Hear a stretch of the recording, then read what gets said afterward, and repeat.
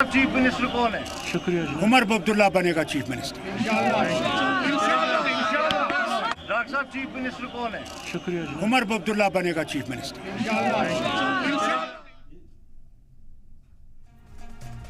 तो फारूक अब्दुल्ला ने वाज़ेह कर दिया है कि उमर अब्दुल्ला सीएम बनने जा रहे हैं जम्मू कश्मीर के। 5 साल किस तरीके से काम होगा जम्मू कश्मीर में, इस बात का भी उन्होंने जिक्र किया है। सबसे पहले पुलिस राज को खत्म करेंगे, आवाम का राज लेकर आएंगे और साथ ही साथ जो प्रेशर बनाया गया है जम्मू कश्मीर के ऊपर उसे खत्म करने की कोशिश करेंगे, ये भी उन्होंने वाज़ेह कर दिया है। और मीडिया को भी काफी आजादी वो देते हुए नजर आए हैं, बार बार मीडिया का जिक्र भी करते हुए नजर आए। सच बोलने वाले जो जेल में डाले गए हैं उन्हें बाहर निकाला जाएगा।